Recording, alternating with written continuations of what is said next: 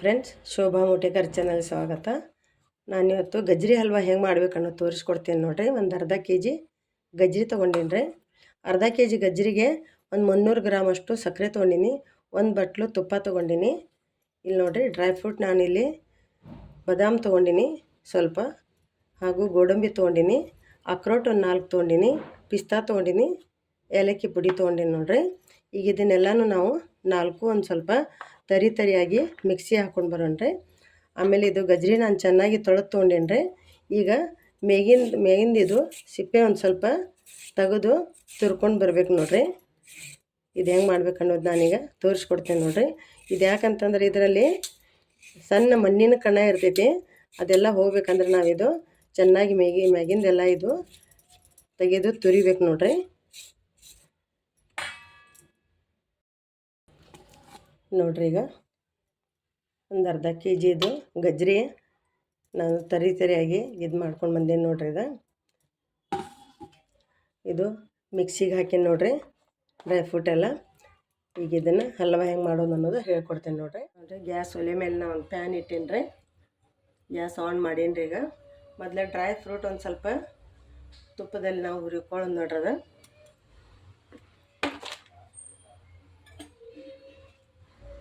ನೋಡಿರಿ, ತುಪ್ಪ ಕಾದೈತ್ರಿ. ಈಗ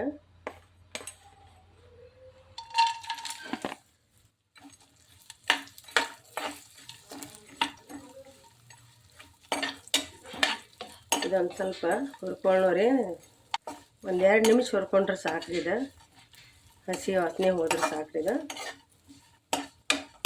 ತುಪ್ಪ ಜಾಸ್ತಿ ಬೇಕ್ರಿ, ಅಂದ್ರೆ ಹಲ್ವಾ ಚಲೋ ಆಗ್ತೈತೆ ನೋಡ್ರಿ.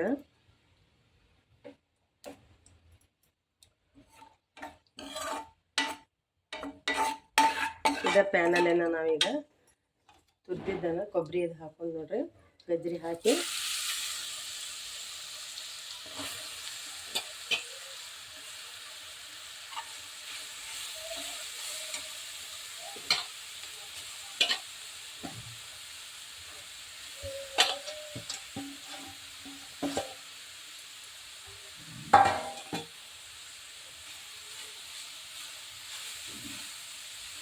ನಿಧಾನ ಹುರ್ಕೋಬೇಕ್ರಿ. ಇದು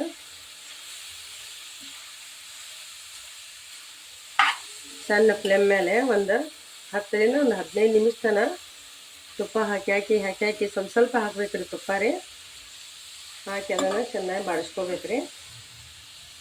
ನೋಡಿರಿ, ಈಗ ನಾನು ಒಂದು 5 ನಿಮಿಷ ತುಪ್ಪದಲ್ಲಿ ಇದು ಮಾಡ್ತೇನೆ ನೋಡಿರಿ.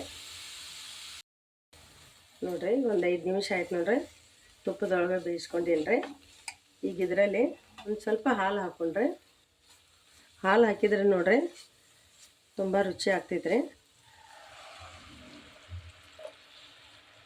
ಇದು ಹಾಲು ಎಲ್ಲ ಇದರಲ್ಲಿ ಅಟ್ಸೋವರೆಗೂ ನಾವು ಚೆನ್ನಾಗೆಲ್ಲ ಹುರ್ಕೋಬೇಕು ನೋಡ್ರಿ. ಇದು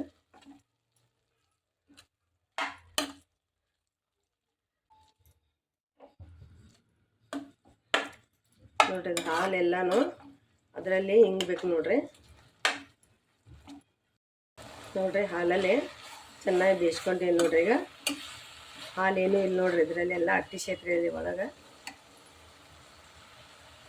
ಈಗ ಸಕ್ಕರೆ ಹಾಕೊಂಡು ನೋಡ್ರಿ.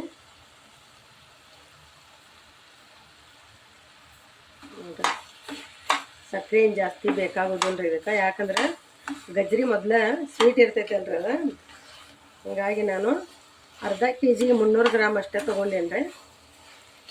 ಮತ್ತೊಂದು ಸ್ವಲ್ಪ ತೆಗೆದೇನು ನೋಡ್ರಿ. ನಾ ಈಗ ಇಷ್ಟ ಹಾಕಿಲ್ಲ ನೋಡೋಣ್ರಿ. ಮತ್ತು ಸಕ್ಕರೆ ಏನಾದರೂ ಸ್ವೀಟ್ ಕಡಿಮೆ ಆದ್ರೆ ಹಾಕ್ಬೋದ್ರಿ. ನೋಡ್ರಿ, ಇದೆಲ್ಲ ಗಟ್ಟಿ ಆಗೋವರೆಗೂ ನಾವು ಸಕ್ಕರೆಯಲ್ಲಿ ಬೇಯಿಸ್ಕೋಬೇಕು ನೋಡ್ರಿ. ಈಗ ಸಕ್ಕರೆ ಎಲ್ಲ ಕರಿಗೈತ್ರಿ. ಇದೊಂದು ಸ್ವಲ್ಪ ಹಾಕಿಬಿಡೋಣ್ರಿ. ಈಗ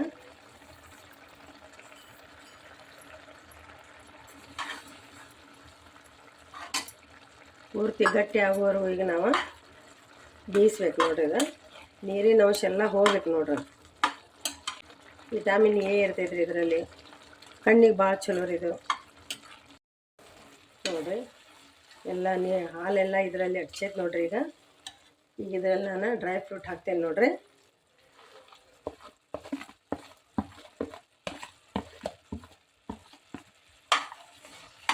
ಡ್ರೈ ಫ್ರೂಟ್ ಹಾಕಿ ಏಲಕ್ಕಿ ಪುಡಿ ಹಾಕ್ತೇನೆ ನೋಡಿರಿ.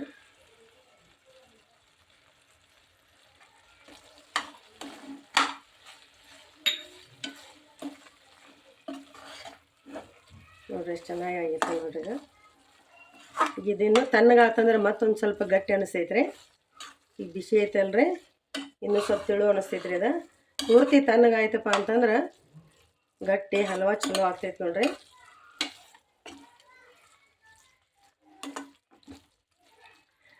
ನಾನಿದು ತಣ್ಣಗಾದ ನಂತರ ಸರ್ವ್ ಮಾಡಿ ತೋರಿಸ್ತೇನೆ ನೋಡ್ರಿ. ನೋಡಿ ಫ್ರೆಂಡ್ಸ್, ಎಷ್ಟು ಗಟ್ಟಿ ಆಗೈತೆ ನೋಡ್ರಿ. ಈಗ ಸ್ವಲ್ಪ ತಣ್ಣಗಾಗೈತ್ರಿ. ಈಗ ಇದನ್ನು ಸರ್ವ್ ಮಾಡಿ ತೋರಿಸ್ತೇನೆ ನೋಡ್ರಿ. ನೋಡ್ರಿ ಎಷ್ಟು ಚೆನ್ನಾಗಿ ಬಂದೈತೆ ನೋಡ್ರಿ.